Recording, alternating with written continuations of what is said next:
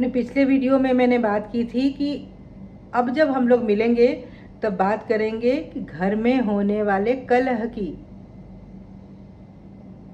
कितना भी कुछ कर लो, बाहर तो मूड बड़ा ठीक रहता है, लेकिन घर में आते ही, घर में कुछ समय बिताते ही कुछ कैसा भी माहौल वो कलह में बदल ही जाता है। छोटे मोटे झगड़ों से लेकर कुछ बड़े झगड़े तक हो जाते हैं। तो क्या है इसका कारण और क्या है इसका निवारण, इसको आज हम लोग जानेंगे ज्योतिष और वास्तु से। भारतीय ज्ञान परंपरा का बहुत ही महत्वपूर्ण हिस्सा रहा है ज्योतिष, और उसका अभिन्न अंग है वास्तु। ज्योतिष और वास्तु के जरिए हम इस कॉन्सेप्ट पे काम करते हैं कि कैसे हम बैलेंस और हार्मनी दोनों बना रहे, और इसके लिए कुछ जैसे क्रिएट करना, रीलोकेट करना, कुछ चीज़ों को मिलाकर देखा जाना, इसका समावेश करते हैं कुंडली के साथ। और ये जो कुंडली में आड़ी तिरछी खींची हुई रेखाएं आपको नज़र आती है ना, वो स्थिर सी प्रतीत होती है आपको, लेकिन वह स्थिर नहीं होती है। उन आड़ी तिरछी खींची हुई रेखाओं के बीच जो स्थिर से ग्रह आपको प्रतीत होते हैं, वो हर वक्त चलायमान होते हैं और उनका प्रभाव आपके जीवन पर होता है। इसको हम सब जानते हैं।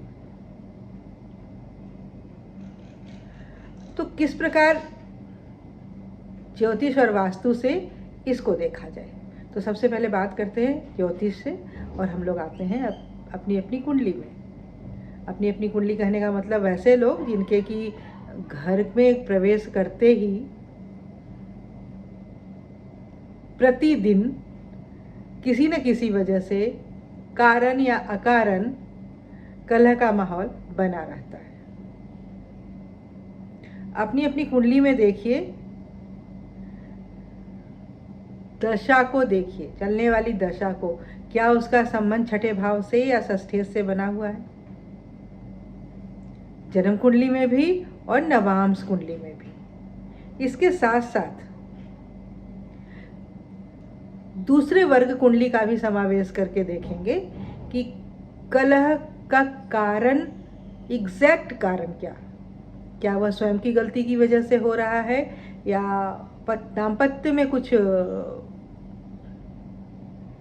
बातें ऐसी हो रही हैं जिसकी वजह से हो रहा है, या फिर पारिवारिक तनाव की वजह से हो रहा है, बच्चों की वजह से हो रहा है, भाई बहनों की वजह से हो रहा है, माता पिता की वजह से हो रहा है। बहुत सारे कारण हो सकते हैं। तो जैसे ही इसको पिन पॉइंट करने के लिए हमें कुंडली में अगर पारिवारिक माहौल की वजह से बन रहा है, तो चलने वाली दशा का संबंध देखिए, क्या द्वितीय से भी बन रहा है, या राहु से द्वितीय भाव से तो नहीं बन रहा है। माता पिता की वजह से हो रहा है यदि, तो चतुर्थ और नवम भाव को भी देख लीजिए, और साथ में द्वादशांश कुंडली के भी लगन को देखेंगे। चतुर्थ भाव और नवम भाव के साथ चंद्रमा और सूर्य की स्थिति का संबंध चलने वाली दशाओं के साथ मिलाकर देखेंगे। इसी प्रकार यदि संतान की वजह से हो रहा है, तो सप्तांश कुंडली में जाकर लगन और पंचम भाव को देखेंगे। पत्नी की वजह से हो रहा है तो नवांश कुंडली में जाएंगे और लगन भाव और सप्तम भाव भावेश के साथ चलने वाली दशा के संबंध को देखेंगे। इन सब जगहों पे यदि यह अशुभ प्रभाव में है, पीड़ा में है, तो वह कलह को लेकर आने वाला होगा। तो क्या कभी इस कलह का समापन होगा? तो दशा को ही देखेंगे। यदि उन दशाओं का संबंध आगे छठे भाव से निकल जाता है, या फिर छठे भाव में भी अगर लगातार बना हुआ है लेकिन अशुभ प्रभाव से निकल जाता है, कुछ अंतर्दशाएं ऐसी आ रही हैं कि वह अशुभ प्रभाव से निकल गया, तो इस कलह के, इस संताप के ताप को थोड़ा कम किया जा सकता है। अब इसके साथ थोड़ा वास्तु को मिला लेते हैं। अपने घर के पश्चिम और दक्षिण पश्चिम, west and south west corner को देखिए, उसका सूक्ष्मता से आकलन कीजिए कि कहीं आपने उस जगह को बहुत ज़्यादा क्लटर तो नहीं कर रखा है, बहुत चीज़ें फैला के तो वहाँ नहीं रखी है, व्यवस्थित नहीं है क्या कुछ चीज़ें वहाँ, या फिर कहीं आपने अपना कमरा ही तो वहीं नहीं बना रखा है और उस कमरे में थोड़ी देर के लिए आप विश्राम ले रहे हैं तो बहुत अच्छा, लेकिन कहीं ऐसा तो नहीं कि आप अपना परमानेंट आसन ही वहीं बना के रखें। यदि हाँ, तो चीज़ों को रीलोकेट कीजिए, डीक्लटर कीजिए, उस जगह को साफ सुथरा कीजिए, क्योंकि ये जो हमारा नैऋत्य कोण है, ये जो हमारा दिशा है, ये जो हमारी दिशा है पश्चिम और दक्षिण पश्चिम, पश्चिम दिशा का मालिक है शनि और दक्षिण पश्चिम दिशा का मालिक है राहु।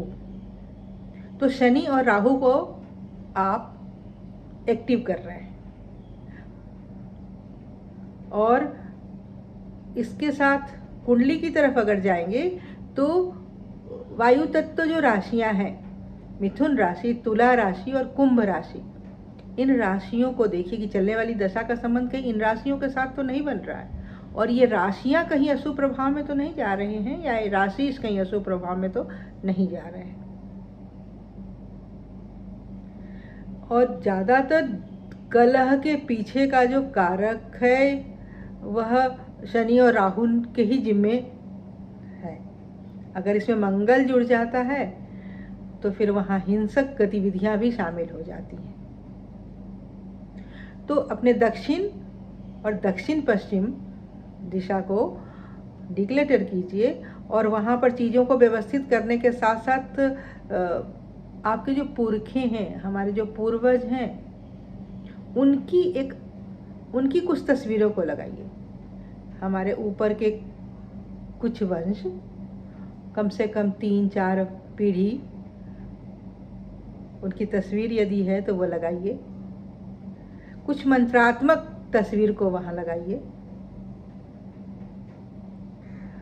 और साथ में अपना जो आसन है वह वहाँ से दूसरी तरफ शिफ्ट कर लीजिए। आप देखेंगे कि इसको करने के कुछ समय के पश्चात ही घर के एनर्जी में बदलाव महसूस करेंगे। वो बैलेंस और हार्मोनी आप स्वयं फील करना शुरू करेंगे। आपका मूड जो हमेशा तनावग्रस्त रहता था या फिर फट से किसी भी बात पे ओवर रिएक्ट करना या फट से रिएक्ट करना, वो चीज़ें उन चीज़ों में धीरे धीरे कमी आएगी। आप खुशी महसूस करेंगे, स्वयं को खुश महसूस करेंगे। तो देखा आपने ज्योतिष और वास्तु की मदद से कितनी आसानी से हम अपनी कुंडली से जान सकते हैं चीज़ों को, अपने स्वभाव के बारे में, अपने हमारे भीतरी जो असंतुलन है उसके बारे में, और वास्तु का समर्थन लेकर, वास्तु का सहयोग लेकर हम संपूर्णता और समग्रता में चीज़ों की पहचान कर सकते हैं। और पहचान ही नहीं कर सकते हैं, पहचान तो हो गई, तो अब इसका निवारण क्या, अब इसका उपाय क्या, इससे निकल कर आने का तरीका क्या। तो बहुत ही छोटे छोटे स्टेप लेकर हम अपने जीवन में हार्मोनी और बैलेंस दोनों को ला सकते हैं, चीज़ों को बदल सकते हैं। यदि आपको मेरा ये वीडियो पसंद आया तो लाइक कीजिए, शेयर कीजिए, सब्सक्राइब कीजिए और संवाद कीजिए। जीवन से जुड़ी हुई किसी भी तरह की समस्या का कारण और निवारण यदि इस जीपीएस के माध्यम से जानना चाहते हैं, जीवन का जीपीएस ज्योतिष, तो कमेंट बॉक्स में कमेंट कीजिए। आगे आने वाली वीडियो जो हमारी होगी उस पर हम लोग चर्चा करेंगे कि बच्चों के कैरियर के बारे में निर्णय लेते वक्त सबसे बड़ी गलती माता पिता से क्या होती है। बने रहिएगा। नमस्कार।